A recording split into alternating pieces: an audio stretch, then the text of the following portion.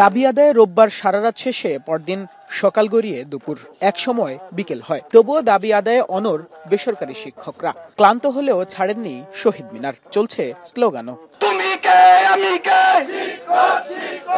মূল বেতনের 20% বাড়ি ভাড়া দেওয়া সহ 3 দফা দাবিতে চলা আন্দোলনে শিক্ষকদের উপর পুলিশি হামলার প্রতিবাদে অবস্থান কর্মসূচি পালন করছে এমপিওভুক্ত শিক্ষক ও কর্মচারীরা। পাশাপাশি সারা দেশে 30,000-এরও বেশি শিক্ষা প্রতিষ্ঠানে পাঠদান বন্ধ রেখে চলছে কর্মবিরতি। আর বিভিন্ন জেলা থেকেও অবস্থান কর্মসূচিতে যোগ দিয়ে হামলার ঘটনায় নিন্দা জানান তারা।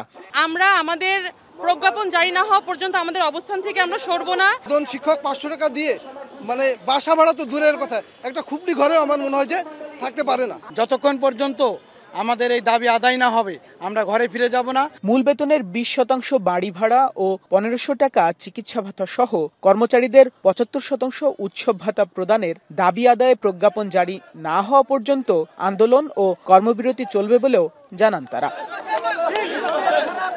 বিকেলে শিক্ষকদের আন্দোলনে একাত্মতা পোষণ করতে এসে জামাতের নায়েবে আমির অধ্যাপক মুজিবুর রহমান বলেন, সুষ্ঠু নির্বাচন করতে হলে শিক্ষকদের সহযোগিতা লাগবে। তাই তাদের দাবি পূরণে সরকারের কাছে আহ্বান জানান তিনি। পরিষ্কার করে বলতে চাই, স্কুল, কলেজ, মাদ্রাসা, যেখানে যত শিক্ষা প্রতিষ্ঠান আছে সকল শিক্ষা প্রতিষ্ঠানের দাবিগুলা পরীক্ষা করে ন্যায্য এবং সঙ্গত দাবিগুলো অতি দ্রুত বাস্তবায়নের জন্য সরকার পদক্ষেপ নেবেন।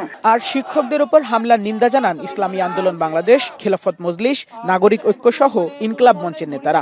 অনতি বিলম্বে তাদের ন্যায্য দাবিগুলো মেনে নেওয়া হোক এবং তাদের শিক্ষা প্রতিষ্ঠানে ফিরে যাওয়ার সুযোগ করে দেওয়া হোক। শিক্ষকদেরকে ন্যূনতম এখন তাদেরকে বাসা ভাড়া দেয় 1500, বাড়াইছে 1500।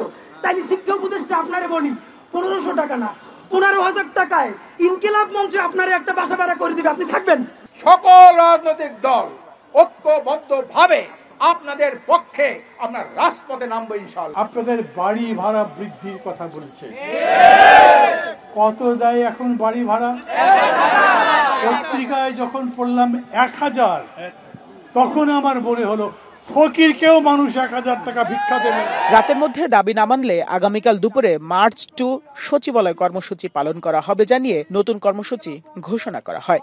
75% উৎসব ভাতার প্রজ্ঞাপন জারি না করা হবে।